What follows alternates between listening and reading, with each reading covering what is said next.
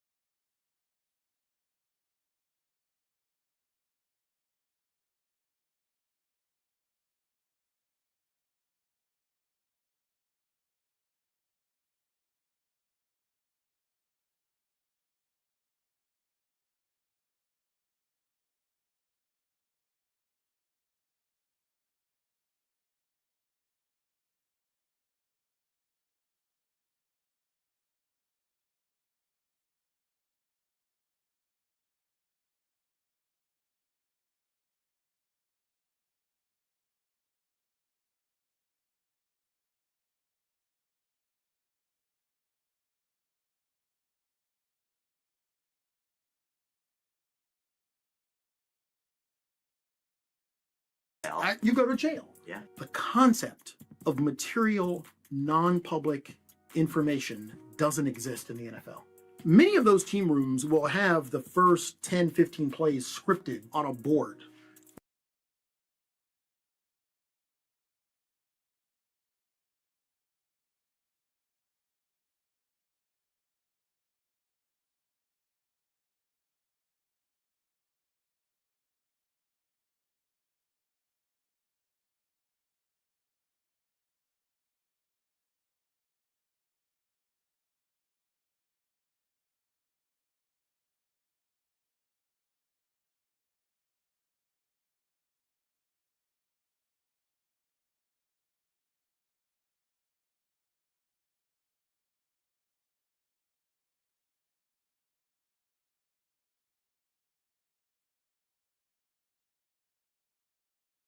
Why? Because they want all the players to know it, understand it.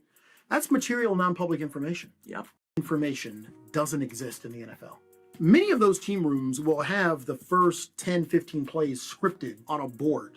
Why? Because they want all the players to know it, understand it. That's material non-public information. Yep. Who in these organizations are making sure that other executives in this business don't have that information? Or maybe it's a janitor or someone who's, sweeping that floor and has access to that whiteboard. I'll give you a real world example. Or maybe it's the kid of a general manager who got access to his dad's phone and prank called someone, right? Sure. Is there a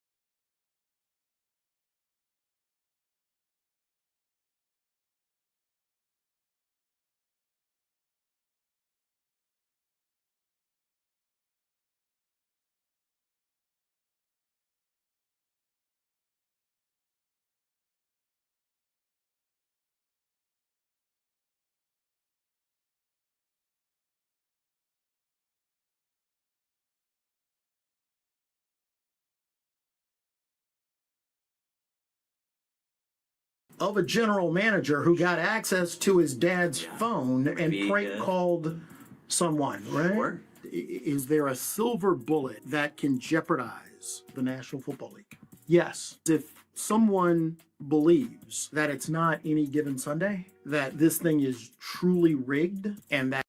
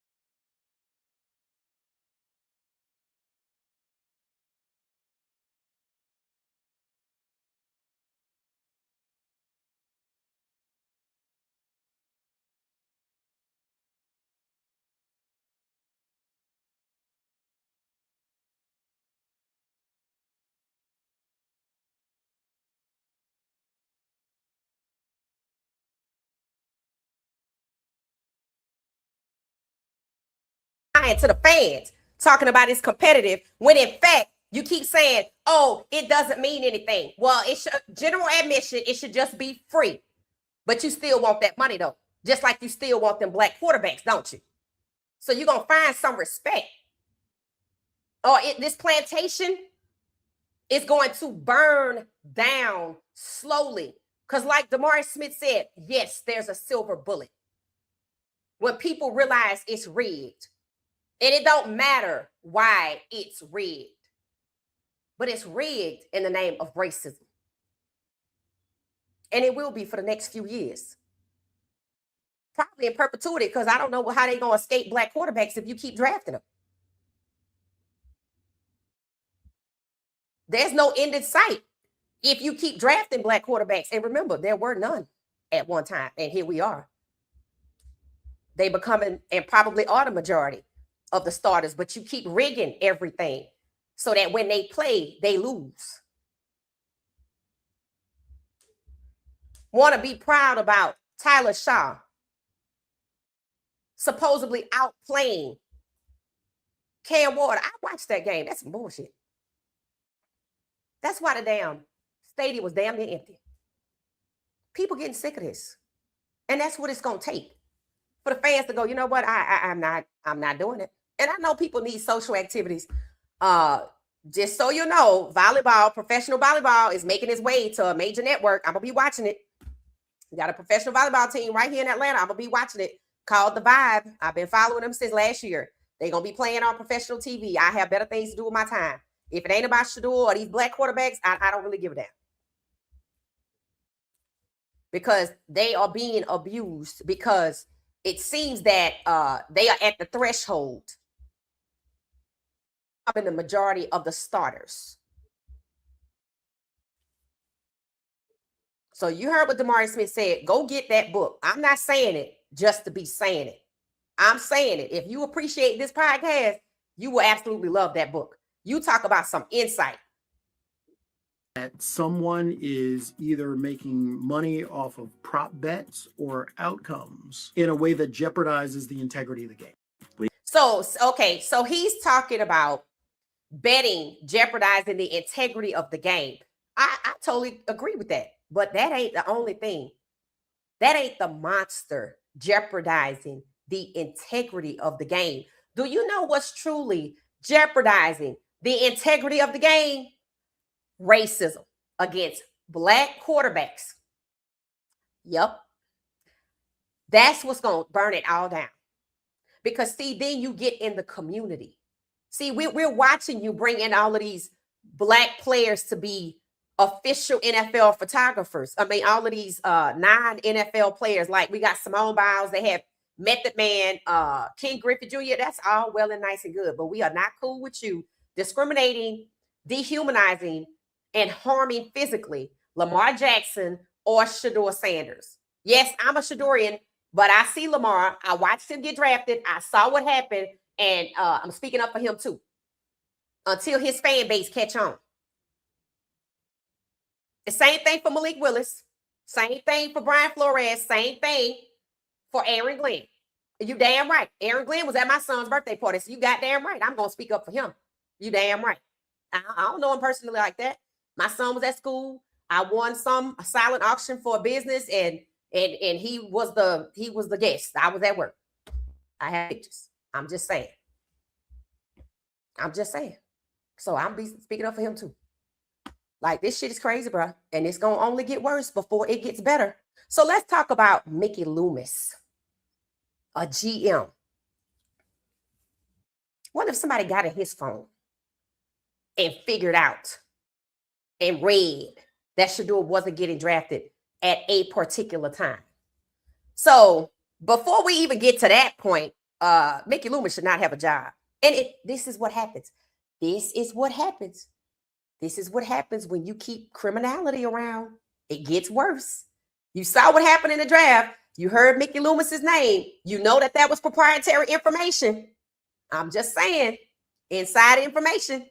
I'm just saying. So I was reading chapter 3, and he was talking about one of the emails was a smoking gun because it talked about Mickey Loomis. So I went and did some research on Mickey Loomis's involvement in Bounty Gate. So there's already been a smoking gun with him. He should have already been fired. But listen at how this played out. This is what's crazy to me. Yeah.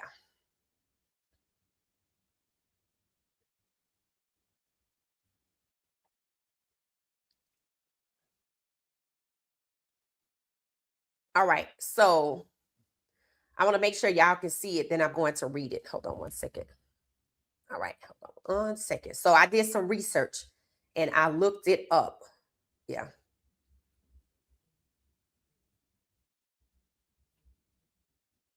Okay. It says right here, you probably, if you don't see it on the screen, I'm going to read it, okay? It talks about, I said, Saints general manager Mickey Loomis's involvement with Bounty Gate. Bounty Gate is where payers were played to harm other players to make sure they can't play in the game. What happened to Shedeur? What could have happened to Shedeur had they crushed his hand? He wouldn't be able to play. So what did I ask the question yesterday?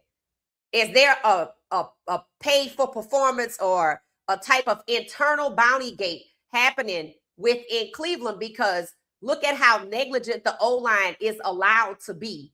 And there's no adjustments. And look at how excessive the rotation is for running backs and wide receivers. Just like they brought in Kendrick Green. They brought in the other kid, Garrett, but they shipped him out. They could get other people.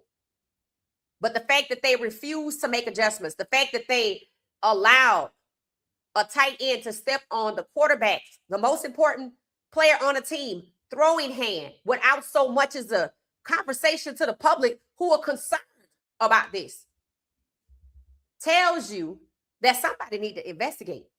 Or just like this whole situation, it's going to come back to these GMs. It's going to come back to Mickey Loomis. It's going to come back to the New York Giants. If Stefanski get fired, it's because he's a legal liability. Because he already told you he's privileged to have this job. Cronyism. And he's right. Because Mickey Loomis should have fired after Bounty Gate. Listen, it said Mickey Loomis was involved in New Orleans Saints Bounty Gate scandal due to his failure to stop the program despite being directed to do so by the team owner, Tom Benson, who has passed on. Why didn't Tom Benson fire Mickey Loomis? That's the question. And the fact that DeMaurice Smith went to Roger Goodell a year earlier and told him about this, and Roger Goodell never returned DeMaurice Smith's phone call. But they went doing some looking around. And I'm imagining when they was looking around, they was getting their ducks in a row. And this must have been when Benson told Loomis to stop, or so he said. Why he didn't fire him? And we asked the same reason. Why the hell hasn't Stefanski been fired for dehumanizing Shedeur like he's not a whole human being all summer long? It's winter now. It's the same thing. Keeping the corrupt around. Corruption breeds corruption. And eventually the good people leave, and all you're left with is a cesspool of thuggery and corruption. And that's what it's starting to look like. That shield is tarnished. It said he was subsequently suspended for 8 games. And what the hell does a suspension for a GM look like? He ain't out there playing without pay. I bet he got it back in the Christmas bonus for the 2012 season. So see, Mickey go 2012, and look at the damage done in 2025. And what did you hear DeMaurice Smith say? There's no concept of protecting proprietary information. So what I'm hearing is we have a corporation that's not in compliance with federal workplace rules and regulations. We already know they gave out Shedeur Sanders' phone number, the NFL did, to 2,000 people who did not need to know. Did they pay the fine for that any other corporation would pay? This is what this book is about. You need to read it. This is why they aren't talking about it. They're never going to talk about it, but it somehow made its way to the New York Times bestsellers list. Just like Brian Flores' lawsuit somehow made its way to federal court. And they talking about Brian Flores being an offensive coordinator. And they're like, well, he won't say much about, next. I'm like, why should he? The man is a head coach. If you don't come to him talking about a head coach, then the allegations that the NFL is rife with racism is correct. Because he was a winning coach and he was fired. And Stefanski is a losing coach. But the owner said, what? Oh, Stefanski has done great work for us. He's only had 7 wins in 2 years. So what is this work? We're going to need that defined. So you can't trust the league to investigate itself. And even when people bring things to their attention, they don't even call their counterpart back in the NFL Players Association to say thank you for the information.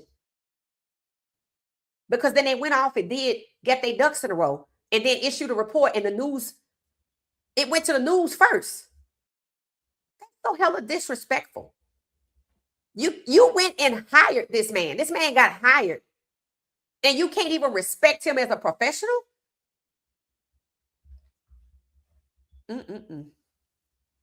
So it says right here, the key details of the involvement in punishment, awareness and inaction. Loomis was made aware of the allegations regarding a pay-for-performance program, which is harm for hire. I don't want to say murder for hire, but trying to hurt somebody for hire so they can't play in the game. I'm pretty sure that's illegal. I'm pretty sure that comes with some kind of felony assault or attempted something. I'm pretty sure it does. In February of 2010, not 2012, 2010, during a meeting with NFL executives and was directed to ensure that it ceased. He did not take effective action at the time, but he still worked there. Is it because they knew about it? And when Demarius Smith went to Roger Goodell, they were like, hey, you're going to need to knock it off. Because I told you that's what they're going to say. You're going to need to knock that off. Knock it off. Sean Payton still have a job. Mickey Loomis still have a job. They mentioned a defensive coordinator or something named Greg Williams. Does he still have a job? Is Greg Williams still a defensive coordinator for Saints?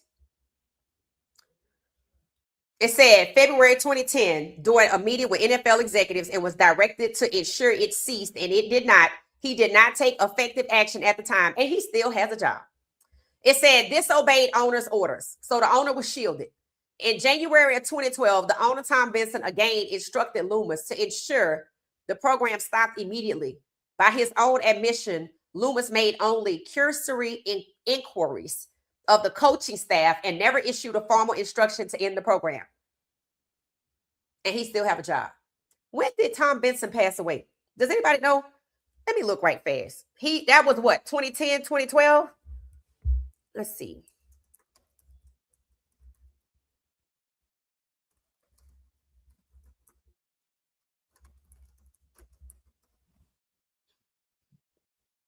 He passed away several years later in 2018. So essentially, Tom Benson was shielded from the situation. Mickey Loomis was never fired. So he also, the GM, who's still the current GM of the Saints, was also shielded. An 8-game suspension with or without pay for GM is a slap on the wrist for going out here and paying to hurt Frank Gore, Cam Newton, and they had a list of quarterbacks, and Cam Newton was on the list. So he still has a job. So again, there's no consequences. Why would you not be fired for something like this? The same reason why Stefanski isn't fired for dehumanizing Shedeur. It's their responsibility. Following the NFL's findings, Loomis and head coach Sean Payton issued a joint statement taking full responsibility for the violations that occurred under our watch, and they both still have jobs in the NFL.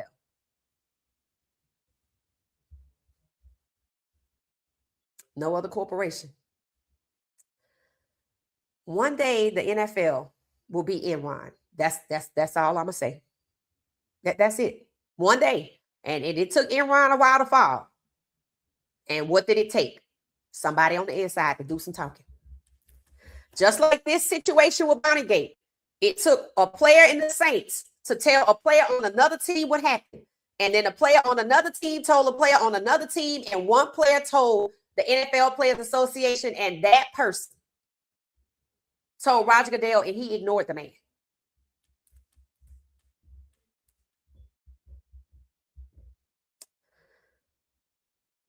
The NFL suspended Loomis for the first 8 games of the 2012 season. He does not play. What the hell does suspension look like for a GM?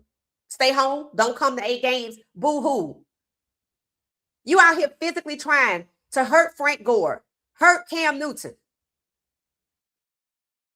And you just got it, what, for 8 games? You can't sit in your suite?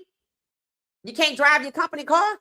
You can't take the private jet that the company owns? What is it? No respect for these players, especially the black players. It said this was the first time a general manager had been suspended by the league for any reason. I mean, because what the hell does a suspension look like other than you ain't going to get paid right now, but we probably get back to you later? Because guess what? You let him keep earning money. So he got his money back when he got his raise. Understand. Just like Deshaun Watson got his money back, Mickey Loomis got his money back. You let him work there and keep earning money, and he got raises, and he still works there. And then he's embroiled in the scandal in the draft with Shedeur. No surprise there. It said other penalties. It said the Saints organization was also fined $500,000.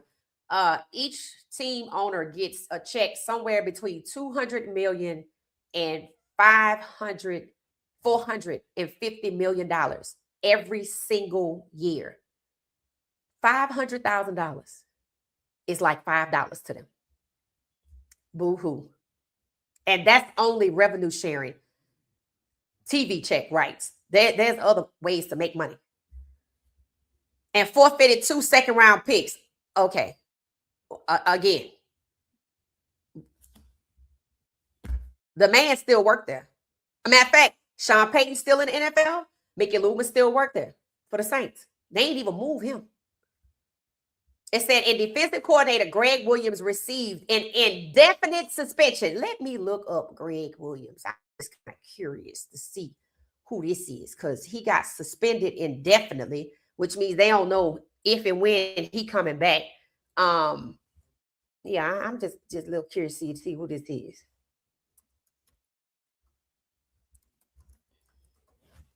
So the OC didn't get nothing.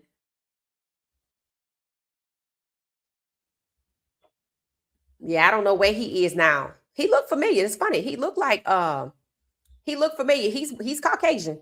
He looks familiar. But I wonder where he is now.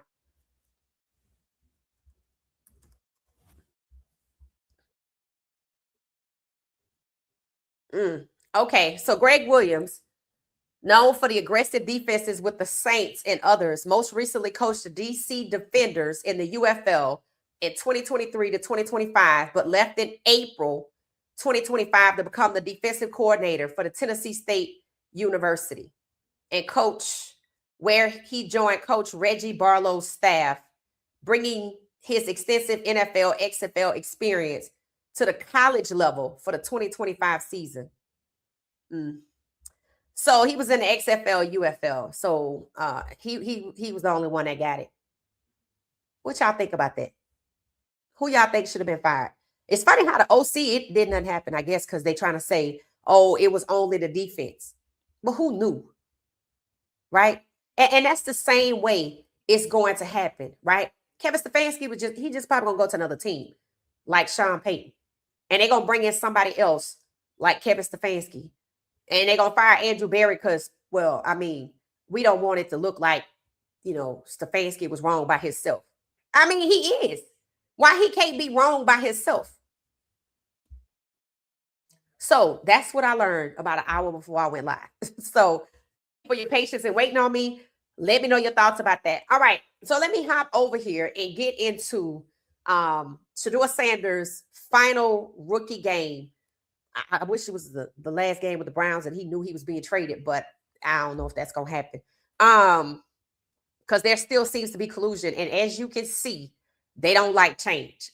Mickey Loomis still working there tells you they don't like to make change. Stefanski still working there. They don't like to move off of whatever agenda they got going on and do better. So it's just going to continue. Talking about sending Lamar Jackson, who was injured by his own O-lineman and kneed in the back by another player, something you don't hear about that happens to quarterbacks, the most important position on the team until the quarterback is black. They want to trade him if they lose. I think Huntley's supposed to be playing, so I don't know how Lamar Jackson get in this situation. And if the Steelers lose, they want to fire Mike Tomlin. So just blame the black guy. Don't blame the O-line and the Browns orbit. Only the fans talk about how the O-lineman should have already been replaced and could have been replaced. In fact, Andrew Berry brought in some other people and Stefanski refused to play him. And some people were like, well, they're not any better. Well, let us see. let us see. But you never get to see that, right? So this is the final week 18 game against the Bengals. No Flacco. I think, it should be fun. I don't even know what the priority is here. Like last week, I asked what was the priority for Mike Tomlin to lose or for Shedeur to lose. It looked like they didn't want to win. I don't know. I'm not really sure here. They said they didn't want to let Myles Garrett get the sack record. He has it tied up right now. Well, one more sack, he would put it over the top. And supposedly that's why they lost. I don't know. A lot of people were talking about only getting 10 points and how the team was suppressed. I listened to Bucky. I did hear Bucky say when he threw that ball to Jerry Jeudy, you got to remember, you don't have Travis out there. See how people have to take care of their words, not to publicly blame Jerry Jeudy, but he deserves all of the blame. That's why this has been going on for so long. But honestly, what else can you do? Right? They have you there filming. Your brother's the quarterback. So you have to be careful with your words. But that's what everybody does, except for the fans who want to win. And he's probably going to be right there, Jerry Jeudy, next year. And I don't even know if he will be any different. I don't even know if he will be any different. I did see Tony Brown on the sideline. I confirmed that was Tony Brown. So I don't know who invited him. He had a pass, but that's good. They need to give him his job back and make that right. But I guess I shouldn't hold my breath because they don't seem to be interested in making things right. They don't want to make it right with Lamar Jackson. They don't want to make it right with Sanders. They don't want to make it right with Brian Flores. They don't want to make it right with Aaron Glenn. They don't. They don't want to make it right. They just want to find a way to blame and devalue, whether it's a black coach or a black quarterback, which is black leadership. Those roles are considered leadership. And it seems like black leadership in the NFL is under attack. And it can get painful. So they can get their way. Pay attention to the Offensive Rookie of the Year race. Another award that they seem to be ready to snatch away from the rightful owner. To prove a point that the Saints should have drafted Shedeur. I said, why y'all worried about Shedeur? You got Spencer Rattler over there. Spencer Rattler was better than Dart and Tyler Shaw. Why you worried about Shedeur? That's that guilty conscience. Before we go into this draft, we got to prove that we got these two right. You know why? So I can do it again. So I can prop up some other players and reduce the number of black quarterbacks. There's no consequences around here. So if there's no consequences around here, Stefanski just going to move on and Shedeur's still going to be colluded against, which is why I say trade Shedeur and get him the hell out of Cleveland. Because if there's no consequences anywhere, he's in the absolute worst place possible. Because some people actually want to do right. Some teams actually want to win. So it's fractured. Everybody not on the same page. So the depth chart came out today. Before we look at the one from today, I want you to see the one from the previous game. There's been some changes, and I thought it was interesting, so I wanted to share this.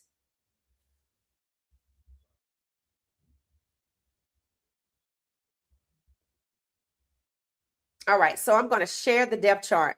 I think we might have looked at this one together too, so y'all can kind of see. This is...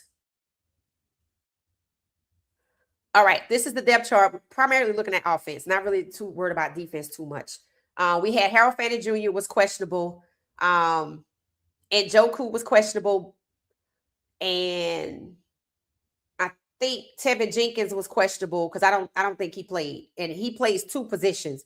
So, Wyatt Teller, he don't even have a Q by his name. They just didn't let him come back.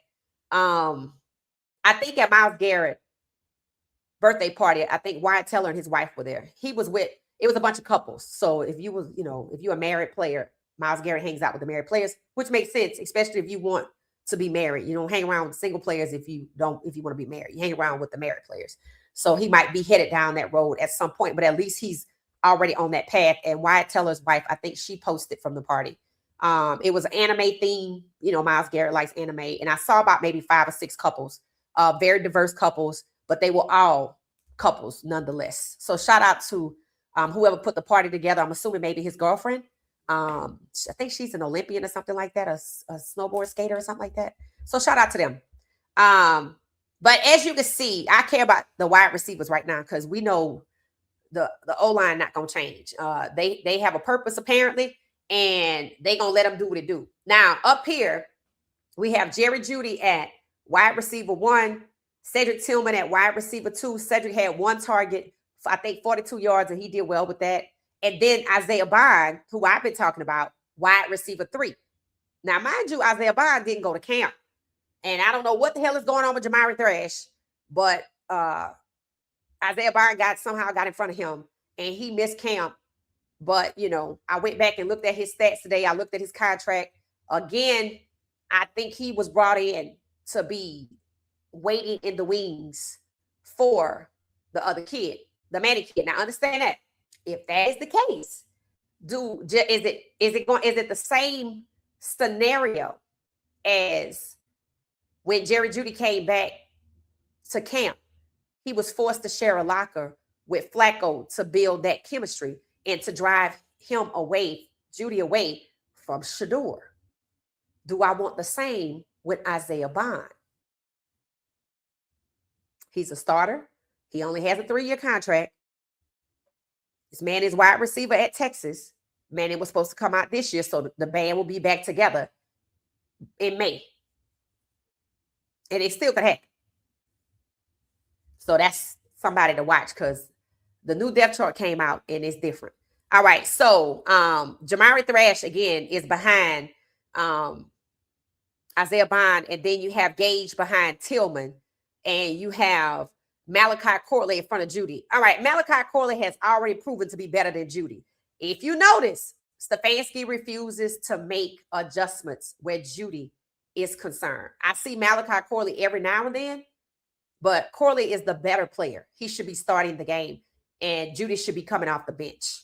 But they're going to get into that conversation. Well, we paying him $41 million. That's your problem. I mean, $41 million guaranteed. And I don't know who else would want him. Right? So they don't have to figure something out. Because Bob Garrett said it. I'm not going out here. Everybody here is here to try to win. We're not going out here to do what? We're not going to go out here and try to lose. So they need to kind of get over themselves for that, right? All right, so that's why they need Myles Garrett on that team, especially like if Myles Garrett go, I don't care who the quarterback is. Shedeur need the coach is. Shedeur need to get the hell out of there, because Myles Garrett was only one of the very few consistent voices of accountability, right? Denzel Ward stood up for Shedeur, but and Jerry Jeudy did, and they both got retaliated against. And they tried it with Myles Garrett, right? They really tried it. But he's still gonna speak his piece, and you have to respect him for that. They're talking to some people are saying Eric Bieniemy should be an offensive coordinator for the Detroit Lions. I don't even know if that would happen or not. But it's funny how Brian Flores can't get his head coaching job back. There are 0 black offensive coordinators. Let's see. I think they have Eric Bieniemy as a running back coach. The man is the offensive coordinator. They asked Mike Tomlin about Shedeur. Let me let y'all listen to this. They trying to put Mike Tomlin under the gun about Shedeur. Let me share this with y'all.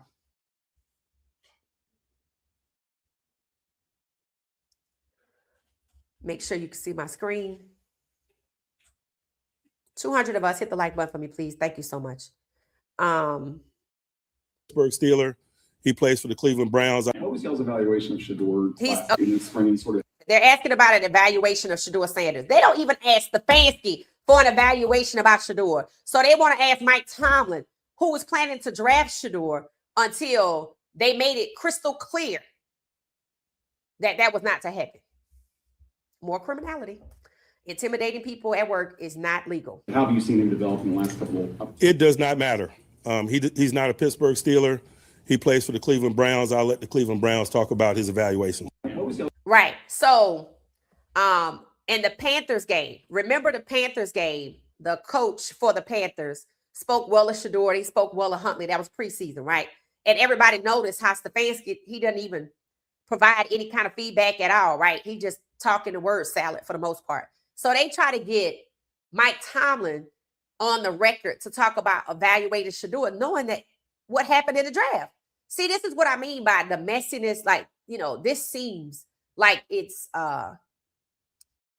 harmless, but you're trying to put this man in a situation to make, I guess, it seem like the people who took Shedeur off the board. So you're trying to pit Mike Tomlin against the owners that took Shedeur off the board. That's what you're trying to do. Because he's supposed to get up here and say, oh, yeah, you know, he a first round draft pick. That's what you want him to do. If he wanted to lose his job, he would do it. He would do it. So, no. But that's what they do. Like, they kept trying to pitch Shedeur against his own head coach. They want to pit Mike Tomlin against the GM. They want to pit against Pittsburgh's GM, Pittsburgh's ownership, and every other owner or overlord that took Shedeur off the board that can never justify doing that. So it's time to start making some stuff right. But I predict things will get worse before they get better, because that's typically how it goes. All right, so that was Mike Tomlin. And let's see who else I had here. I think I have the new depth chart out here, because I went and looked. They hadn't changed it yet. Yeah, they hadn't changed it yet. So let's see. Let me know what y'all think about Mike Tomlin. Now, I thought this was interesting. People using AI to make draft picks for the Jets. I don't know. I don't know why they do it, but that's just what they do. They wanted to see what AI would say. Don't forget, AI predicted Shedeur would be an MVP in Minnesota, where they are currently trying to supposedly send Lamar Jackson. So maybe AI isn't too far off. Maybe they just got the wrong quarterback, because they trying to move a 3-time MVP. Leave that man alone unless he want to move. Now, if he want to move, that's different. That's different, because Baltimore came to Lamar and they asked him, so where you want us to trade you to? They were going to trade him because he wanted guaranteed money. But they gave it to Deshaun, but they can't give it to Lamar. They can't give it to Russ. They can't give it to, what's his name down in Arizona? They trying to get rid of him too. Kyler Murray. So everybody that was in the collusion case is being colluded against and ostracized, and their careers are being downgraded and they're being pushed out. Don't be surprised if Kyler Murray end up in Cleveland if they don't have to pay. Yep. All right. So they saying Dante Moore could go to the Jets along with Cornell Tate, Avian Terrell, and Jacoby Lane. Okay, I don't really follow these players. There's 2 wide receivers, a cornerback, and a quarterback. So, of course, the Jets should do well, right? I don't know how that situation gonna go, but like Luther Campbell said it, he said it. They set black quarterbacks up to fail. And even when they succeed, they try to bribe them, because according to Brian Flores, they try to bribe him to lose. Why would I do that? You see? To become an enemy of the fans so they can scream for us to fire you and we can justify firing you. Like, the abuse that these people are taking is just unreal. It's just unreal. I don't even know where it ends. It's going to take something significant, the unexpected, to happen, right, for it to end, because it seems to be no end in sight. You just have to know how to come here and deal with it. And it's not as easy as you think it is. It's really not. Right?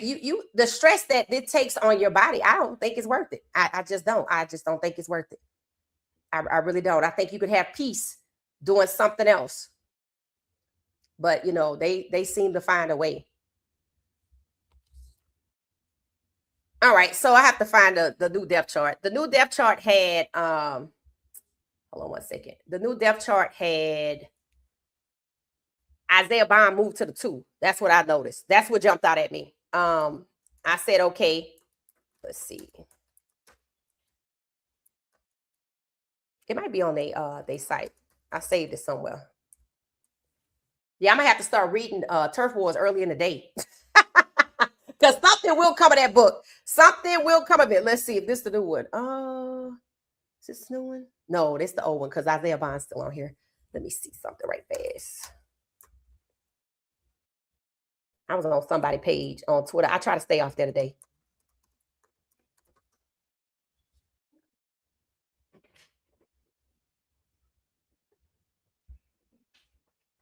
Let's see if we have it here. Let's see who's out while we're over here. Schedule team. Let's see. That's just the players. Injury report. Here's the depth chart right here. All right. Is this it? Let's see. This look like it. Wide receiver. Yes. Okay. So it changed. I'm gonna have to kind of show it to y'all in a different format and scroll a little bit. We'll just start from the top. I don't know how I'm gonna be able to get through this, but hold on one second. So basically, they moved Isaiah Bond behind Cedric Tillman. What y'all think about that? And that's what I want y'all to tell me when we look at this depth chart. They made some changes. I want to see kind of, y'all might feel like, well, that's good because, he didn't do that well or, I don't know. Every time they do something, you have to wonder what the hell the play is because there's always one. But I thought it was quite interesting that they moved who was wide receiver 3 behind to somebody else. So he now behind Cedric Tillman. Okay. All right. So as you can see, we got Jerry Jeudy up here, wide receiver, Jerry Jeudy, and then Malachi Corley. So that's the same. Now they done put Jamari Thrash over here.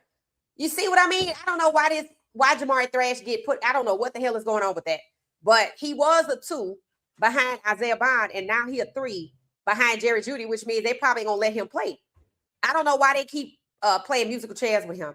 That's interesting. And then the left and Jeremiah, they put somebody else behind Cam, Jeremiah Byers. I think he was on the right. So they put him behind Cam. But if they don't rotate, it don't matter.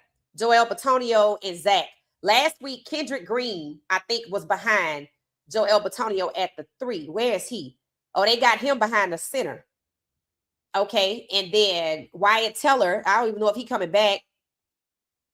Same thing. Tevin Jenkins, same thing. KT Levinson, same thing. Cornelius Lucas, same thing. They don't rotate. And that's the problem. We got the tight end in Joku, and then Blake Whiteheart. Then Dylan Sampson at the running back with Raheem Sanders and Trevion Williams. Okay.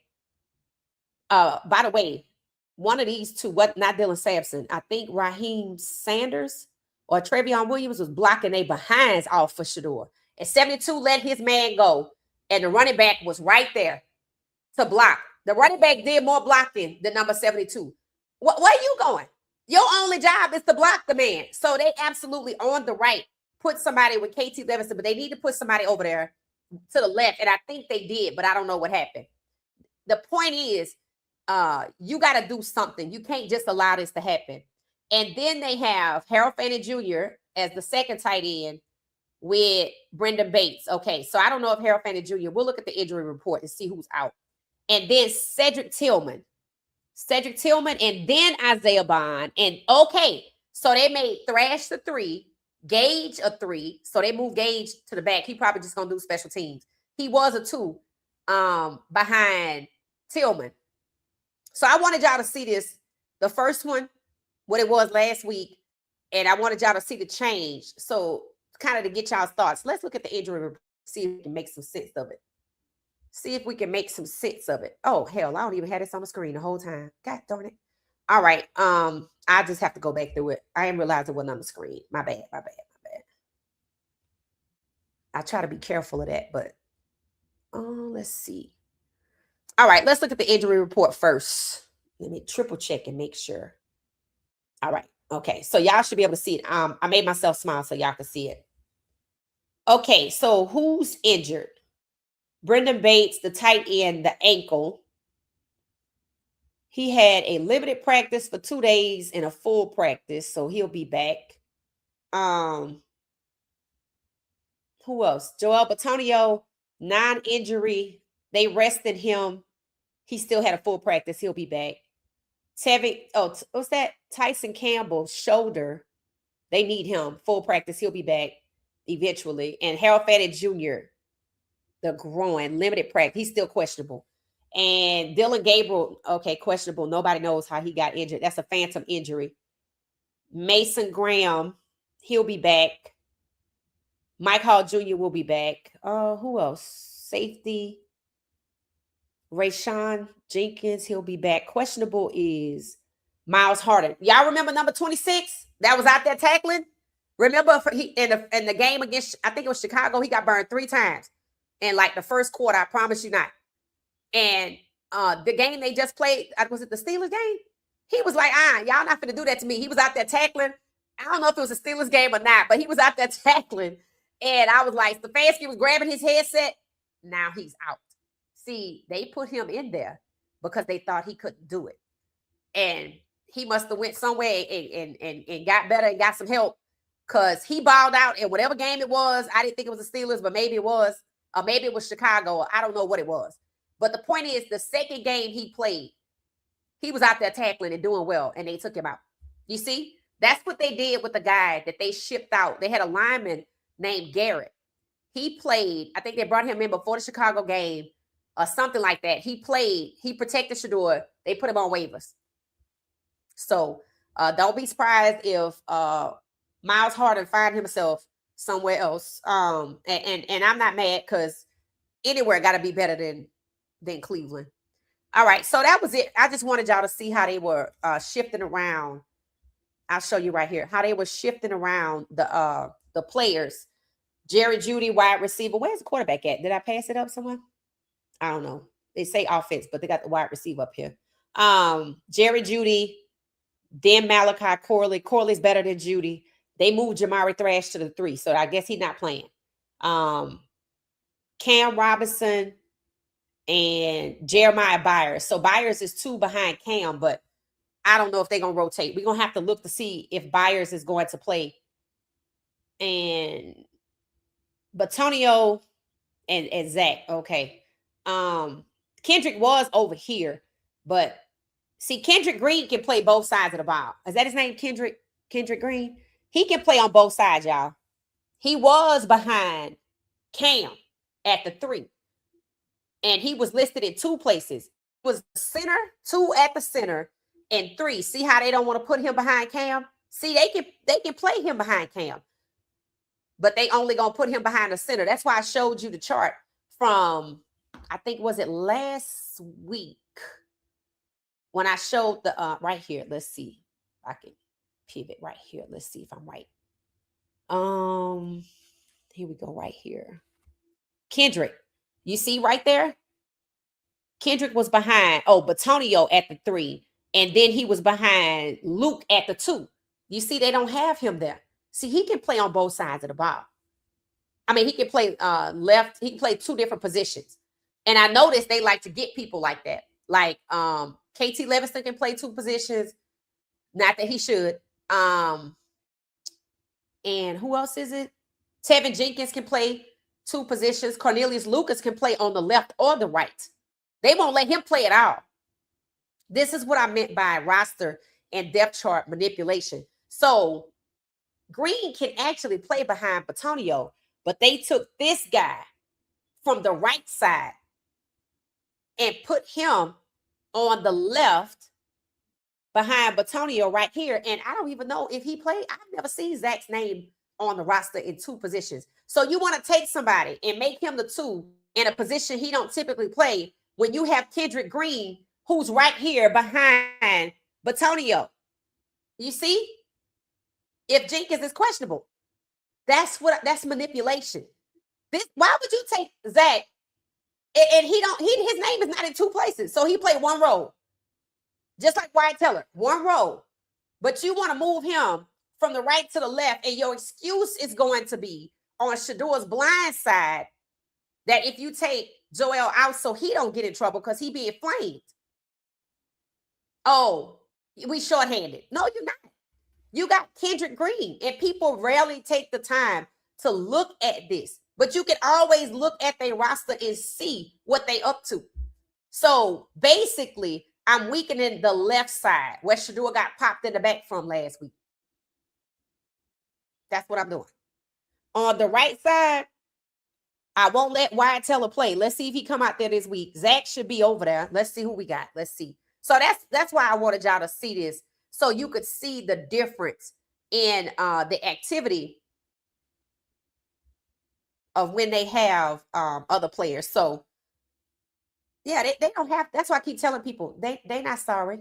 They know what they're doing. They know exactly what they're doing. Let me see who is over here with Zach. Zach is over here to the right. Can y'all see it? Yep, Zach is over here to the right. So they done moved Zach from the left to the right. Cornelius Lucas is still over there. So they just moved him from the right guard to the left guard. And they got Kendrick Green at only the center. But he was brought in because he played two positions. So shout out to Andrew Berry for getting people that can play two positions. But this is what I mean by Andrew Berry brings people in. He builds and Stefanski destroys. Stefanski destroys because he doesn't rotate intentionally. But he has 26 questionable this week because he went out there and tackled last week.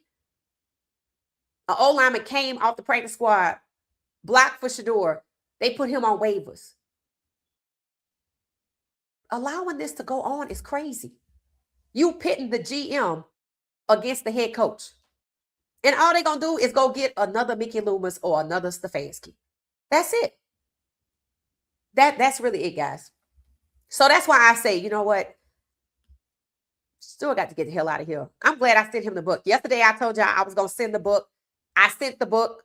I sent the book. Shedeur shared his phone number. Shared his phone number earlier. I think was it late midday yesterday when he did his press conference or something. And I made a video. I posted it. I'm sharing it again so y'all can get the address. I said it out loud for people who are listening audio only, because we do have people that are audio only. Let's see. So y'all can get it, and I'm gonna head over to the comments because I know y'all have a lot to say.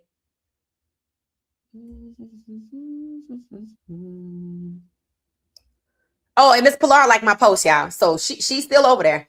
I wasn't sure, people sometimes, move around. So, but she's still over there. She said thank you. And she was laughing at one of the posts. I think that was the first one I put out there. So she's still active and engaged with us, which is pretty cool, right?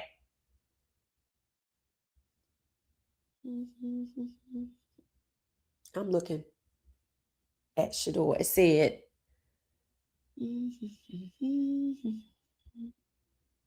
oh, it's right here in my face. Buh. All right. So I made this earlier today. It has Shedeur's address. Y'all send Shedeur a gift. Don't forget they robbed his house. And I was going through looking at all the photos, thumbnails and stuff that I was creating because it's time to start cleaning all that up. And I saw one of the pictures with Shedeur's bag. And it's like an orange Louis Vuitton bag. I say, ain't no damn way you can run around with that. And if that hasn't turned up yet, I'm like, And then I had another picture with him with like a champagne colored Louis Vuitton embossed bag. I'm like, yeah, you can't run around with that. So I find it very interesting that they haven't heard anything. But I told y'all, I said, if it take a long time, it's pointing to an inside job. Shedeur Sanders shared his post office box. It is 6088 Cleveland, Ohio, 44101. Internet, do your thing. Yeah, I really love gifts. I don't think for Christmas I got much.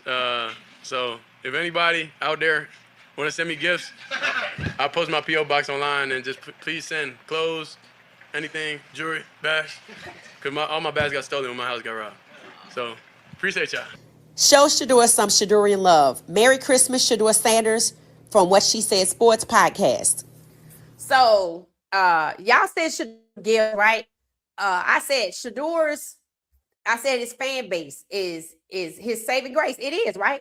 You got 14 million people to love on you, to buy your jersey, to send you gifts, to make sure that you get the awards that you should get when they try to leave you out. Like, that's huge, right? So, I don't take that lightly. So I'm hoping that, and I'm not saying y'all need to go out here and buy him a Louis Vuitton bag at all. I don't even think he would want you to do that. But I don't care if you just get like a Christmas card and put a gift card in it to get something to eat from a Smoothie King or something healthy like that, right? We got to do it, right? Because we got to show up for this young man, because If he's still in Cleveland, it's gonna be round 2. And when I sent him the book, when I sent him that book, I said, I said something like, you're a very astute young man, and this book, I hope you accept it as a gift and understand that it's to enhance your knowledge and get you ready for the next round, because it's gonna be another. It's gonna be another. The fact what I told you about Mickey Loomis ought to tell you that there will be no consequences for Stefanski. They'll just go get another Stefanski if 14 million people are allowed. And he's gonna be somewhere else, probably in Tennessee.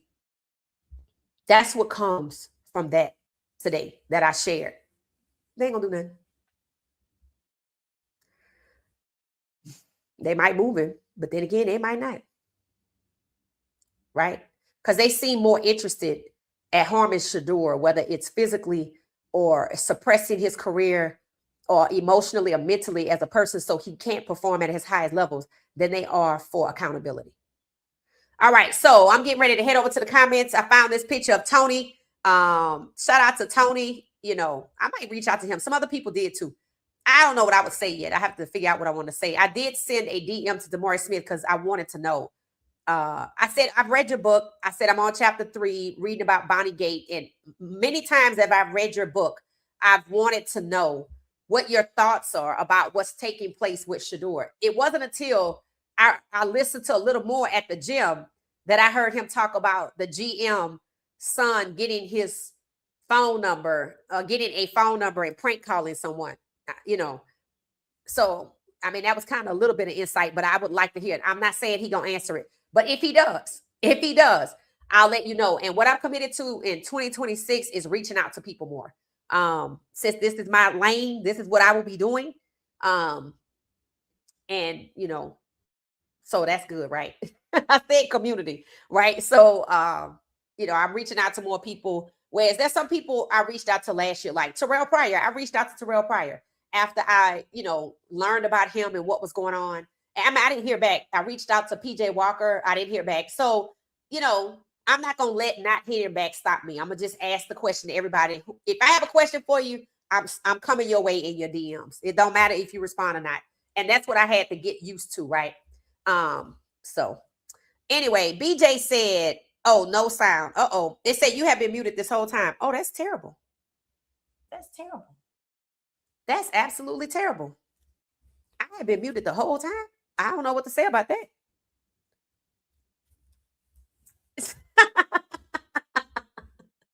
Okay, well, I don't know what to do about that. It don't say I'm muted. I don't know.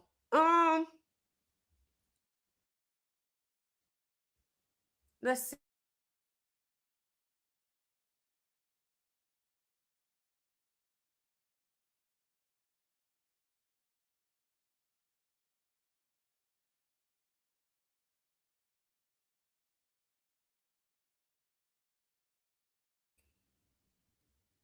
Okay, can y'all hear me? Let me know if you can hear me, because I don't know what to tell you. It looks like I'm straight, but I don't see no problems. I don't know. I don't see no problems. Yeah, I don't see no problems.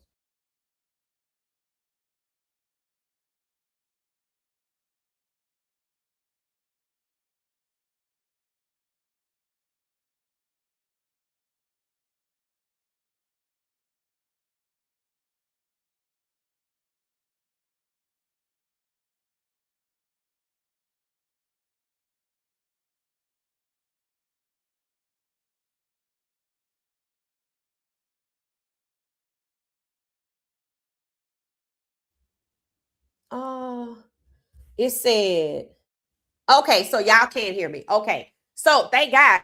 I'm like, I've been talking for 2 hours and 54 minutes or 30. I'm like, well, maybe I wasn't supposed to be saying what I'm supposed to be saying. Okay, I don't know, because everything is all systems to go on this end.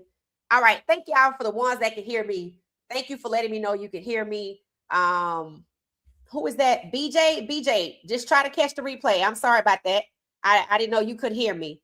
And Priscilla, they said they could hear me. So I want you to catch the replay. Thank you for the super chat for letting me know. But fans say they could hear, so I don't know. I don't know. That's just weird. That's just weird. Hold on one second. It's weird.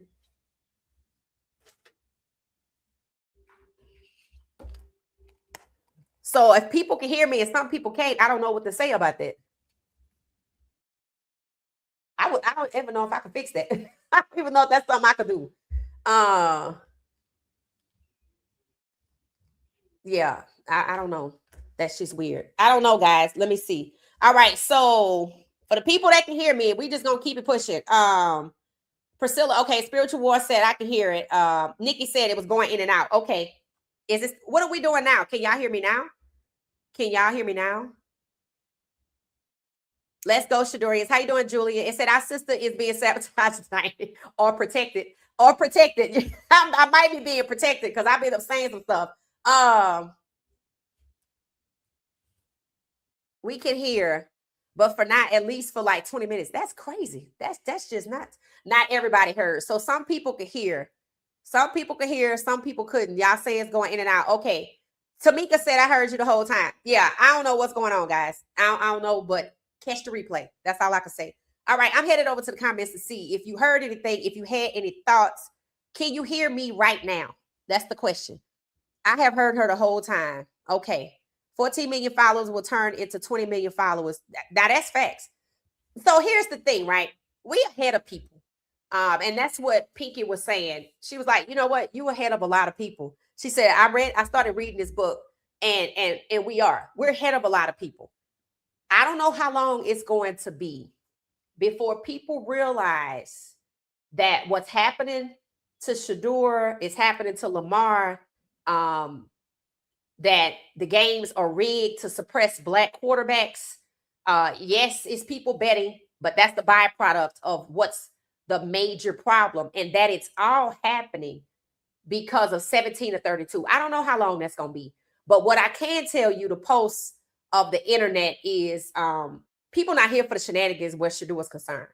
I've heard people say that Lamar Jackson needs to get a discerning spirit. I think I've said that as well. I'm like, I agree, because you're not going to make it. You are not, and that's the difference, right? You're not going to make it in this league if you don't have people standing up for you. Willing, even in your locker room. In your locker room. Can y'all hear me? Can y'all hear me?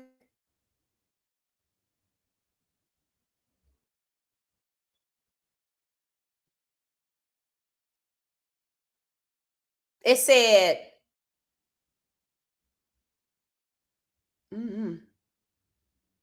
okay, Tina said I can hear you. Okay, that's good. Okay, that's good. I don't even know what mic I'm using, but so understand this, and I'm going based off the fact that y'all can hear me some kind of way. Let me see something right fast. I don't know how long it's gonna be before people catch on. What I do know is that when people do catch on, it will be a silver bullet, and it ain't gonna be that the games are rigged for betting. It's gonna be that the games are rigged due to racism. See, the NFL is not new to racism, right? And I said this months ago. I said Shedeur could be at the center of a case that can blow the league wide open. We already have Brian Flores moving through federal court. They won't even get his man his job back to make things right. They won't even make it right, and they're being sued for racism. And it involves black quarterbacks as well. He mentions black quarterbacks in his lawsuit. They won't even make it right with him, and they're currently in the midst of a lawsuit that alleges the NFL is rife with racism. And instead of stopping, changing course, making things right, you choose to be racist against black quarterbacks because you didn't want 17 of them in the draft. And what you did to Shedeur in the draft was criminal because you didn't want 17 and 18 with Milroe. So that's why Jackson Dart and Tyler Shaw. And that's precisely why they trying to snatch the offensive rookie of the year and give it to Shaw. Watch they give him rookie of the week. Watch what I tell you. Oh, they're going to try it. They're going to try it. I've been over there voting for everybody else because Jahdae Barron is on a team, the Chicago Bears, who are in the playoffs, and he been balling. If you watch Chicago, you know who Jadae Barron is. Luther Burden. You know who Luther Burden is. He's a rookie that's been balling out for Chicago. He should be on the list. Ashton Jeanty just won Rookie of the Week. He should also be on the list because of his numbers. So not only have they already won the accolades, they have the numbers. They have the numbers. Ted McMillan have the numbers. They trying to tear him down because he caught a 5-yard pass. Okay? But you can't deny all of his other numbers. And this is what I mean by it's going to get worse before it gets better. See, when a black quarterback get robbed, they don't say nothing. But when it extends over to other people, so now you're going to rob Ted McMillan. Then you're going to rob Ashton Jeanty. Or you're going to rob Luther Burden. People are watching this. And just like you have quarterbacks going back to college, you will have some people in other roles go, you know what, I'm going to hang out one more year. When you come from being celebrated in college, whether it's Colorado or Ohio State, and you've never had to deal with this magnitude of racism for the fact that you just exist, and they invited you in, and they pay you, but they try to suppress you, draft to destroy. Once you get over emotionally, and you're going to need Jesus to do it, because you ain't going to understand it. Those that never get over it turn into Emmanuel Acho. Constantly trying to please and appease and be in proximity to feel that they weren't rejected. And remember, he changed his vote in support of Josh Allen. He sure did. And he still got fired.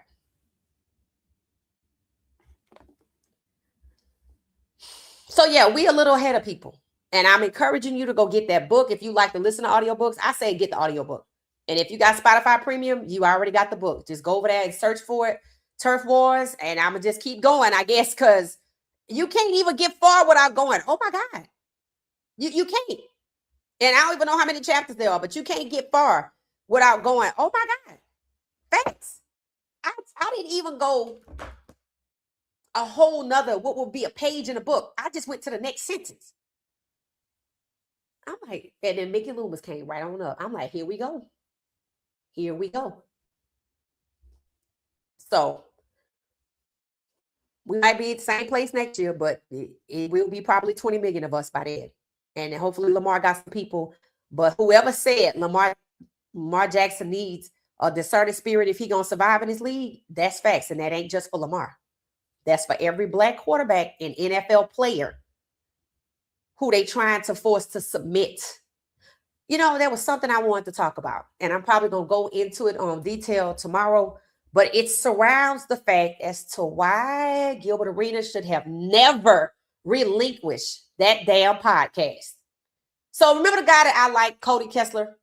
Remember I liked him because he was talking about Shedeur, he was doing this, that, and the other. So I listened to him again, right? And I didn't like his narrative. When people start talking that growth bullshit, let me tell you why that's bullshit. They are talking about Shedeur growing and throwing checkdowns. Are you out of your damn mind? Who remembers watching Cam and Shedeur in Vegas when they were working out? And Cam say, all you did was throw checkdowns. Remember that? Remember that? Cam said it. All you did was throw checkdowns. So they telling him they're defining Shedeur's growth as being suppressed to a check down king. I was like, well, Cody Kessler, this is where I'm going to get off at, because no. All they are trying to say is that Shedeur is conforming to the style of play that suppresses his talent. And they're packaging it as growth. It's bullshit. Because they let Malik Willis let it fly. They let Cam Ward let it fly because I watched them play. They let Williams let it fly, but they refuse to let Shedeur let it fly because they have stopped it. He was able to let it fly. And then they took him out the game for the stupid little raggedy Wildcats. Now they want him to be a check down king. And Tommy Rees has the audacity to say the results are not important, meaning the wins and the losses, then the tickets ought to be free, goddammit. Because fans are being conned into believing that it's competitive. It ain't going to be that way next year either. As long as there are 17, 18, 19, or 20 black quarterbacks knocking on the door for QB1, whether it's through injury, because it ain't going to be the draft. You saw what they did to one of the best, to Shedeur. That's why them kids going back to school. Everybody else coming out taking a risk this year, especially if you still have eligibility. Shout out to Trinidad Shamblers. I hope he get his extension. Dante Moore need to go back to school. But if he end up with in the Jets, and again, I don't know how you know for sure. Because, you know, look what happened to Shedeur. Find yourself in the second round and fight Nadilla Gabriel all summer. Because all they're going to do is take that little blueprint and pass it out to every other team. And the Jackson Darts. Hell, I ain't heard Nussmeier name since. I might hear his name first. Where he been? He don't want to play no more? I thought he was coming out second. The Manny kid going back to school. Quiet on Nussmeier. Haven't heard anything about Julian Sand. Nobody wants to talk about where Mendoza's going. I mean, Diego Pavia's going. Nobody got him in a scenario. It's going to get worse and worse. And yes, we're ahead of other people. So that's just what it is, guys. It said Lamar needs followers. He needs followers and a discerning spirit. Because I can honestly tell you, he ain't going to make it. And the reason why he ain't going to make it, because if you don't know that these people are trying to hurt you, and they ask you, do you want to go somewhere else? And you say no, and you stay there. Same thing happened to Shedeur. That's why I say, you know, all this cozying up to Shedeur all of a sudden, I'm like, Because see, certain things have to happen, right? They know 14 million people are watching, right? They know it ain't no consequences, but I know I got to do this and I know I got to do that. Even though I'm in court and I'm being sued, I'm still a little leery of 14 million people talking about Shedeur and how he being mistreated. That's why Stefanski is straightening up and pretending to fly right. That's the only reason why. Anybody that tell you I got this job because I'm privileged is crazy. I'm telling you right now. He be trying to tell you. He probably got a tattoo that he wants you to see. And he'll show it to you. That's who he is. And now you see why people like him have jobs. Mickey Loomis. The GM for New York should have been fired. Sean Payton shouldn't have no job. Brian Flores can't get his job back, and he was winning. That's what these guys are coming out of college into. So yeah, Lamar Jackson need a discerning spirit, or he will perish. Because they will continue, whether it's him, Kyler Murray, hell, Jalen Hurts. They keep trying him. They don't want him to go back to the Super Bowl. Hey, they trying to rig it so 2 white QBs can go. I'm like, yeah, pretty much. Pretty much. Pretty much. So we're going to see what's happening. And these guys, they competitors. They like, I'm not going to let you push me out my spot. I'm going to go out here fighting. What did Myles Garrett say? They still didn't let him get his next sack. He only got 1 game left, and he'll have to start over again next year. See, you can't care about those types of things. And that's sad. Because that is why you coming. Why else are you coming to the NFL if you don't want to go to the Super Bowl? Oh, the money? Oh, that's going to cost you. Yeah, that's going to cost you your soul. That's why they made that movie earlier this year. People like, I think that's why certain people, you know, starting to retire soon, black players, I'm like, they're probably just getting tired. For Myles Garrett to speak out, he got some thoughts. He either, fine, I'm going to say what I got to say, and if I get shipped out, then that's what I get. That's how you have to be. That's how you have to be. Otherwise, they will take your kindness for weakness, or they will think that they have leverage on you, and they will force you to share a locker with Flacco. And then with Flacco gone, they will force you somehow because they owe you $41 million guaranteed. Somehow you will agree to start dropping passes and skipping to my Lou and catching heat from 14 million people on the internet.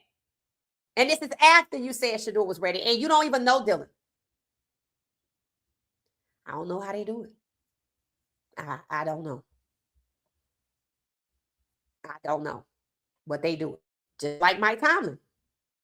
Only 2 people in leadership roles in the draft were told what to do. Both were black. One was Andrew Berry. They said he was going to get tricked out of his picks. No, the Browns going to get scammed out of their picks. Andrew Berry is a Harvard grad. And he going to get scammed. So they think he's stupid. Mike Tomlin getting ready to pick Shedeur. And I need to see what the video looked like. But the story goes, well, there was these phone calls, and we had to listen to these phone calls. And then the other guy was still there. You don't think they know who was on the phone calls? Of course they do. But they want to fire Mike Tomlin in his year 19. And Kevin Stefanski, ain't nobody calling for him to be fired. Except for the fans. It's treacherous if you black in the NFL in any leadership position. If you just some random wide receiver out here, they might not care because they didn't care about that pink substance. And now there's some other issue out there brewing. That's what happened when you don't care about the pink substance. Now you got this other shit out here. And it's going to be something else. And it's going to be something else. And it's going to be something else. Because when people show you who they are, look at Mickey Loomis. Why should they be any different if you accept it and keep paying them money? In fact, they like people who caught on yachts with pink substance. See, yeah, we sorry, but yeah, we know you can't do no better. Your brain functions at a lower cognitive rate. That's what that is. It's a self-fulfilling prophecy. And they take pleasure in that. Oh, you got domestic violence charges. Okay, it's okay. But Shedeur can't do this. Or he can't throw a deep ball. But everybody else can. And why is that? Because they pining away for the Manning kid and he ain't Shedeur. And no 1 year in college is going to change that. And if I can rig games and rig the draft for Dart and Shaw, then I can rig the games and rig the drafts for him too. And that's what they was going to do. And Dylan was to make the fans thirsty for somebody that's mediocre. But that plan backfired. Let's see what happened next. All right. So I don't know if y'all will really give me no comments today because it was a lot of people. Some people couldn't hear me and some people could. And I'm sorry. I don't know how that happens. I don't think that's on my end, but I'm going to try to see what I can find out for the next podcast. So I don't know. I don't know, guys. Some people, I'm going back to the comments, and some of y'all saying this sounds, some saying it's not. I don't know what to do.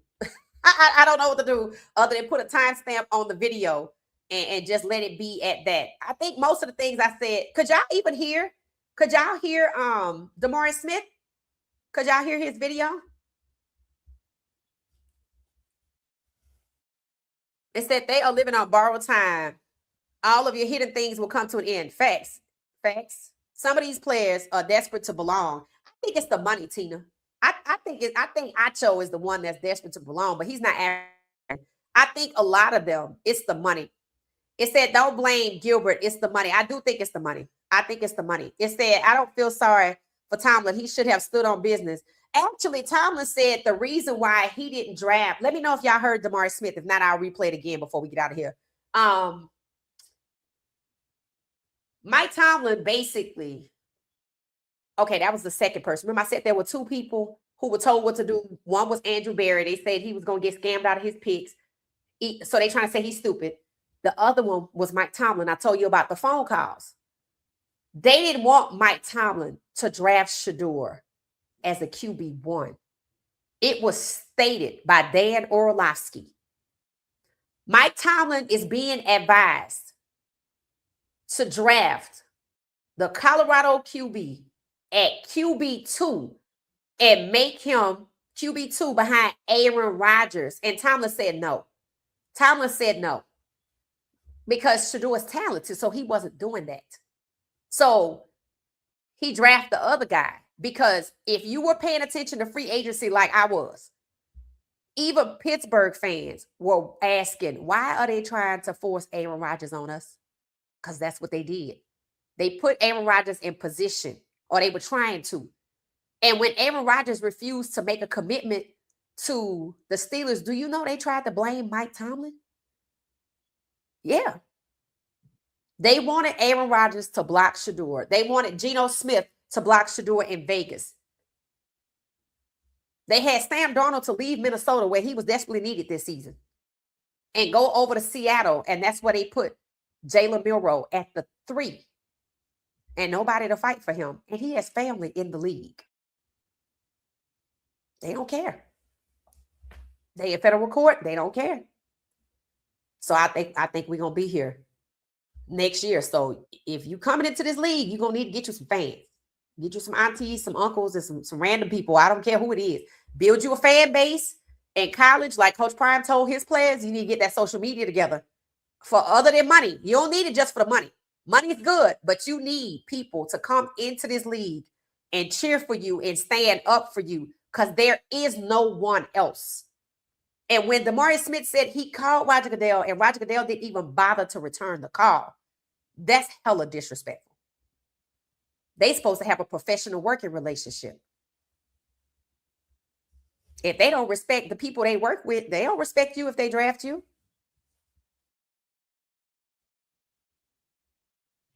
It said black wide receiver Crosby Merritt, 22, won it more than once, which is awesome. It said our nephew Shedeur won it quickly, which speaks that he's a great player. It said awful Dylan is jealous of Shedeur.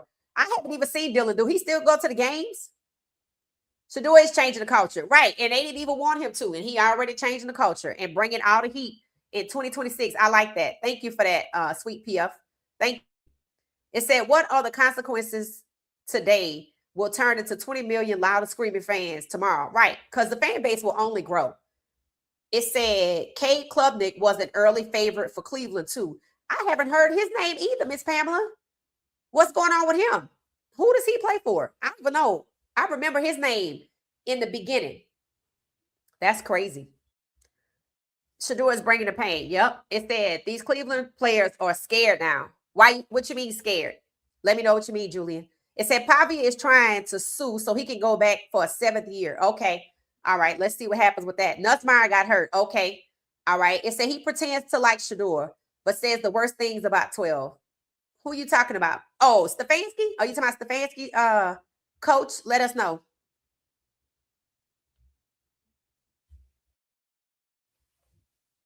Oh, they talking about Gilbert Arenas. Yeah, that was the worst thing to ever do with that damn podcast, bro, because they just using it to push their narrative. It said that's the worst part. It said from Johnny U to Cam Newton to Shedeur, the forward pass. Oh, okay. Okay. Johnny Unitas. Quincy says he's a Shedeur supporter. It said Tommy Reese and Kevin Stefanski and 68 in the O-line needs to be fired. I totally agree. I totally agree. I agree. It said Quincy Carrier is the worst Shedeur hater. He might be worse than Mary Kay or Jason. Wow. Wow. But you know, that's funny how people do that. I feel like there's somebody else. What about that other guy? That other guy that y'all talked about? Sean King or something like that. What side is he on? Is he could call himself neutral and he just speak to whatever come up and it don't matter. He don't have an allegiance or whatever. Tina say he switched up. It said change is already. Yep, we're here. That's facts. That's facts. It said Acho is. Yep, Acho is. It's hard to listen to him. I don't know how Shady McCoy does it, but he was in the NFL for a couple of years, so that's probably how. I'm going to get the book. I'm telling y'all. I don't even think that book is expensive. I'm telling y'all.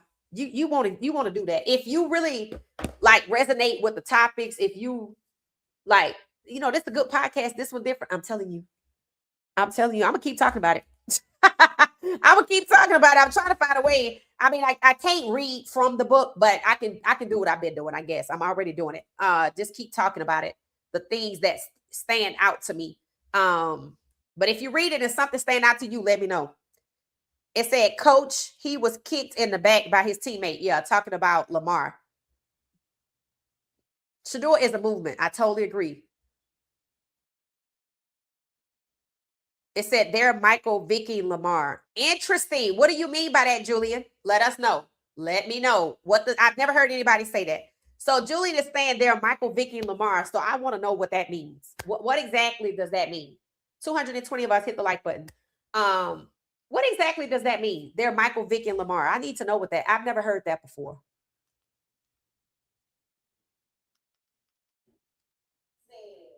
Yeah, I don't know. That's just kind of weird. Let me know what that meant. I can hear myself on the TV. So, oh, when you first started, we couldn't hear you for the first 35, 40 minutes. The issue a while back. It would help if someone could contact you. I think people were trying. I just didn't see it. But thank you, Anthony. Normally people email me, but I didn't see it. It said, yes, I can hear you. You haven't went out on my end the whole time. I think it's just some people. Okay, well, that's good to know because I don't think I can fix it if it's like that. But I got to look out for it. So, and I didn't get any notifications. Normally, like I'll get a pop-up or a notification from email, but I didn't get anything. But it's okay. It's all right. These things just happen sometimes. It said the league perceive racism as progress. Yes.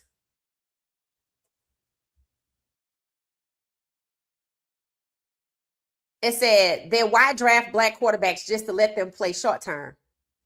That's a question that you could ask going back 120 years.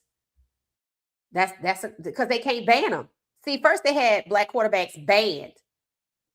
Then they banned all black players, period. Then they came back to black players, probably around the late 50s and 60s, I think.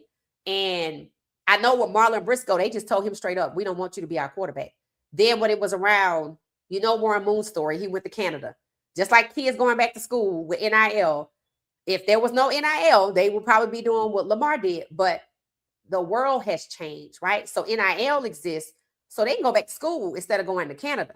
And there are some kids that's not even, if they don't make it in the NFL because they got the bag in school, they're not going to Canada. I'm not mad at them for that. Cam Newton published his 18 and under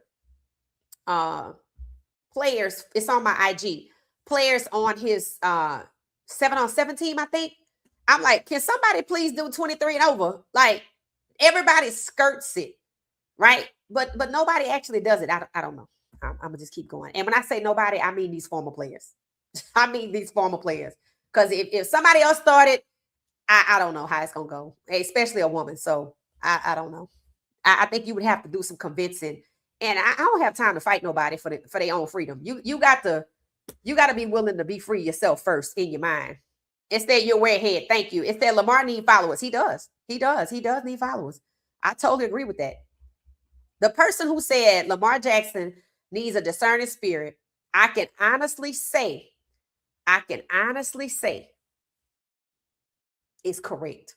He is not going to make it. I don't even know if I saw Lamar speak to Shedeur after the game when they played.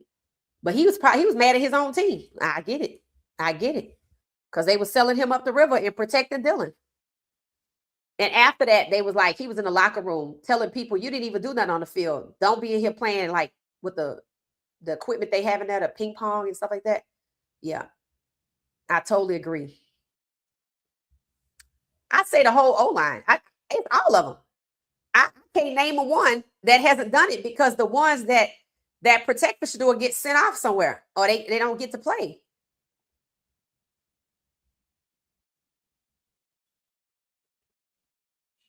Questionable means the player will play. Yeah, that's what I say. They might play, they might not play.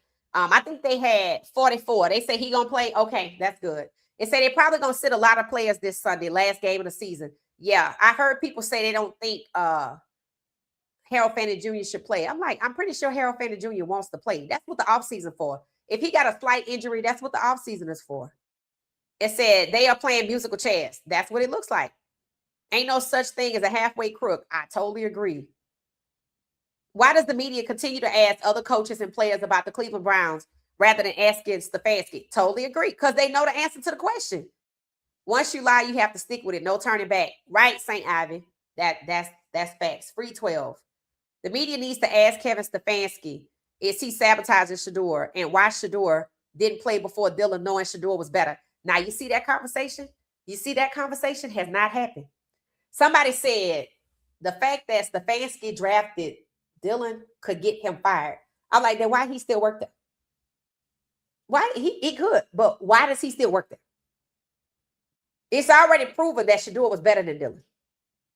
He said he's privileged to have the job. I've never heard anybody say that. I don't think I would ever tell anybody. Me having this job is a privilege. I'd probably say it was a blessing. I don't know. I don't know, but he really be trying to tell people things. But I mean, they know what it is. They know who he is. All they're gonna do is gonna get somebody else just like him. That's probably why he still got a job, because they're gonna find another faithful servant, I guess. 2025 draft bait. Who was that? Let's all agree to stand up in unity and watch attend Shedeur's last game. Oh, absolutely. I just need to, I think I have it. I'm probably going to be live. We're going to do our watch party again. Who was that said that? Kaysen? Yes, absolutely. I heard an interesting coach named Flores. What do you think? I think Flores would be a great head coach for the Browns, but I don't know if he's going to get the job. If they give Flores the job, a head coaching job, all of a sudden, they trying to make stuff right, I guess. Or they trying to not appear racist, one of the two. I don't know if he made it. Probably not trying to make it right. I'm trying not to appear racist, especially if he come to Cleveland, because Shedeur over there too. So they feel like, oh, that's two birds with one stone. It said Miles definitely getting the record on Sunday. Flacco gonna get it. I hope he does get it. I hope he does get it, because he should have had it already.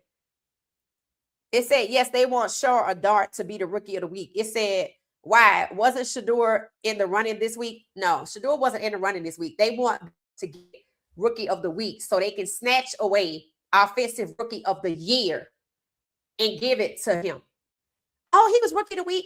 Oh, he did this. I'm like, he has played 9 games and he played the easiest stretch. His plays are largely uncontested, and they had to sit him down after a scoreless first quarter and midway through the second and let Taysom Hill be the quarterback. And after that, I didn't want to see no more. That was enough for me. That was enough for me, because I watched him play the Panthers. I was like, I'm like, Shedeur, I don't even know if he have any uncontested catches. I'm sure he has a few. It's like they practicing. That's what it looks like, practice. Like the person not trying to do nothing. It's just practice so you can catch the ball. They're not trying to hurt you, or they're not trying to tackle you, or they're not trying to stop you. We're just going to let you get the ball. So, yeah, hopefully Miles does get the record. So, Joe Burrow not playing on Sunday? Makes sense. Why risk it? I don't know. Is he playing on Sunday? Does anybody know? Let's go Shedeur in Cleveland. It said Brown should draft a receiver, Tate from Ohio State. Isn't he black? First round? You mean like devalue him? Hell no. Let him go somewhere and get his bag. See, when you look at everybody that got devalued, Shedeur, Harold Fannin Jr., because you know damn well he was better than the 3rd round. They probably should have took him first. If they weren't gonna get Shedeur, they should have took Harold Fannin Jr. instead of Mason Graham. Wouldn't you say Harold Fannin Jr. is more productive? Right. But it's also, as much as we don't care about the money, it is about who I give the money to. That's that buddy wealth transfer system that somebody was talking about in the comments. That's the second part. First, you got cronyism, and then you got the wealth transfer system.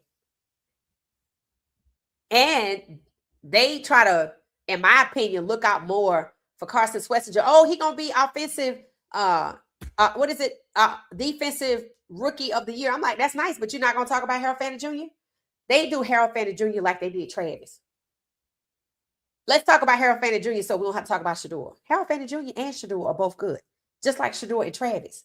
That's why I see a lot of similarities here on and off the field. So we don't have to talk about Shedeur. And Cleveland media has been posting about Shedeur more so. Normally it's Harold Fannin Jr., Myles Garrett, Carson Swessinger. They threw Mason Graham in there last week. Denzel Ward. They want to act like he's not a leader of the team. But now that the season is almost over and they can issue lip service until May comes back, it's like, oh, well, we like Shedeur. No. Because somebody could maybe approach Shedeur. I don't know. And maybe an owner go, look, we need a quarterback, so let's just get him. I don't know. But I think they want him to be like Lamar when the Ravens didn't want to give Lamar guaranteed money. And they asked him where he wanted to be traded. You see where he is, and you see what has happened since. That's why I said if Shedeur, like Myles Garrett, could have had the opportunity to go. Because the last thing you want is Shedeur to be in Cleveland without Myles Garrett, because who else going to speak up for him? He needs support everywhere. Fan base, in the locker room. He don't have it. He don't have it. So I don't know. They should get some people, but pay attention to who they get. See if they get any players from Texas. See who they. I'm not watching the draft. After the draft, I'm probably gonna look and see who they got. Again, no trade scenarios. Conversations for Shedeur. I hear a lot of movement, but nobody's talking about Shedeur Sanders being traded away. So it seemed like they kind of want to keep him, right? But I do think he should move on. Yeah, I think he should move on. And I think if that opportunity come like it came for Myles Garrett, he gonna have to take it. And look at that as guy opening the door, because I think it's gonna be the same thing next year, whether it's Dylan or somebody else. Because somebody was like, "Oh, he will have competition next year." I'm like, "Shut the hell up." Right? So who wants to be bothered with that? You want to spend your summer freely and look forward to coming back and not be like, "Oh Lord." Right? I mean, you already can't trust your teammates who ain't going nowhere. Jerry Jeudy ain't going nowhere. I'd be shocked if he get traded. You can't trust him this year. How the hell are you going to trust him next year? It's just, I don't know. It's just a lot. It's just a lot. It's just a lot. And I'm not in his shoes, so I can't say it's worth it. But one thing about it, dealing with all of that stress, and peace is more. Peace is better. That's why some of the guys, they say when they get injured, they at home with their wives and their kids. They like, you know what? I'm gonna retire. I was here injured. I like taking my kids to school, right? So, it takes situations like that for them to realize that peace is more important. Remember what DeMaurice Smith said? What? Did y'all hear DeMaurice Smith video? Or do I need to play it again? I'm gonna play it one more time. Because I don't know if y'all heard it. He said when he was the NFL Players Association president, they had to teach the players, hey, this is the job. Nothing else. You have to protect yourself. They were talking about players would get mad if you took them off the field after concussion because they feel this sense of blind loyalty. And they're like, that's not helping you, because in the long run, you going to be crippled and they not going to be worried about you. So he said they got them to start thinking that way. But he also said it started to revert back to what it was before. And maybe that's true, right? As sports betting happened towards the end of your tenure, making a huge impact on the sport. Not great. How do you deal with that? What kept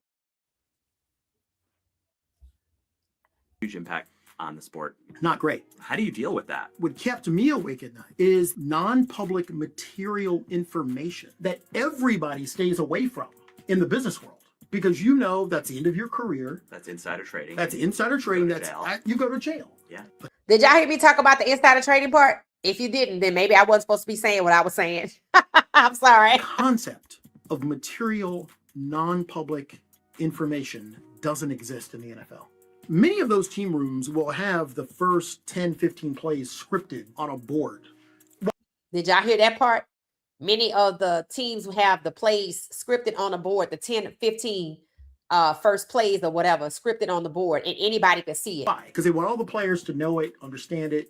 That's material non-public information. Yep. Who in these organizations are making sure that other executives in this business don't have that information? Or maybe it's a janitor or someone who's, sweeping that floor and has access to that whiteboard. I'll give you a real world example. Or maybe it's the kid of a general manager who got access to his dad's phone and prank called someone, right? Sure. Is there a silver bullet that can jeopardize the National Football League? Yes. If someone believes that it's not any given Sunday, that this thing is truly rigged, and that someone is either making money off of prop bets or outcomes in a way that jeopardizes the integrity of the game.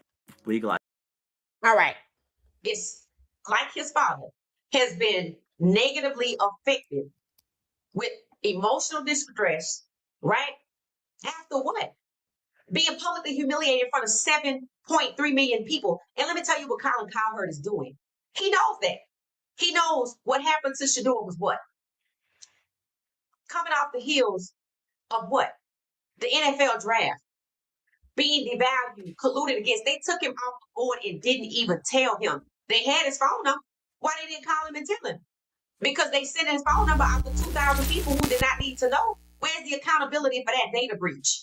Where's the accountability for the collusion against Shedeur? For the owner saying, take that entitled so-and-so off the board, which was language lifted the tongue of the New York Giants head coach, which was a lie. And after Ms. Pilar called out the New York Giants, they backed off of their lie about he was prepared. This young man's nickname is Gronk, right? So Colin Cowherd is from the damages caused by emotional distress, cruelty, collusion, public humiliation.